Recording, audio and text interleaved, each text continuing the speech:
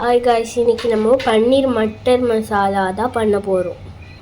இதுக்கு வெங்காய தக்காளி கட் பண்ணி வச்சுக்கோங்க. பட்டாணி நல்லா ஃப்ரோசனாக இருந்துச்சுன்னா இல்லை தண்ணியில் ஊற வச்சுக்கோங்க. பன்னீரை தனியாக கட் பண்ணி வச்சுக்கோங்க. அடுத்து அடுப்பில் எண்ணெய் ஊற்றி மசாலா சாமான் போட்டுக்கோங்க. அதுக்கப்புறம் வெங்காயம் போட்டுக்கோங்க. அப்புறம் மாவு தேவையான அளவு எடுத்து அதில் உப்பு போட்டுக்கோங்க. இது நல்லா வதங்கினோடனே இதில் இஞ்சி பூண்டு பேஸ்ட் போட்டுக்கோங்க. அப்புறம் வெங்காயம் நல்லா வதங்கினோடனே தக்காளி போட்டுக்கோங்க. அப்புறம் இதில் 5-6 உடைச்ச முந்திரி பருப்பு சேர்த்துக்கோங்க. அப்புறம் மாவு பிசையும் போது நல்லா ஐஸ் வாட்டர் வச்சு பிசைஞ்சால் மாவு நல்லா சாஃப்டாக வரும். சப்பாத்தி நல்லா சாஃப்டாக வரும்.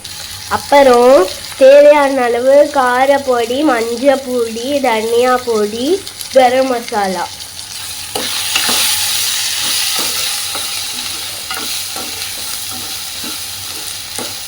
அப்புறம் கொஞ்சோண்டு தண்ணி ஊற்றி வெந்த உடனே நல்லா ஆற வச்சிருங்க. இது மாதிரி நல்லா வெந்தோடனே அணைச்சிட்டு ஆற விட்டுருங்க. பண்ணி பட்டரும் எண்ணெயும் கலந்துக்கோங்க. நம்ம பண்ண மசாலாவை இந்த மாதிரி அரைச்சிக்கோங்க. ஆறினோடனே அரைச்சிக்கோங்க.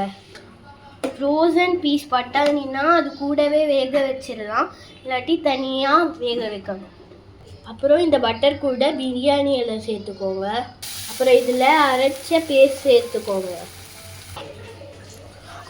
அரைச்ச விழுத நல்லா இந்த மாதிரி கொதிக்க விடணும். ஸ்டேஜில் உப்பு போட்டு பட்டாணியை சேர்க்கணும். இந்த மாதிரி பட்டாணி போட்டு நல்லா வேகணும். பட்டாணி நல்லா வெந்தோடனே இதில் பன்னீரை போடணும்.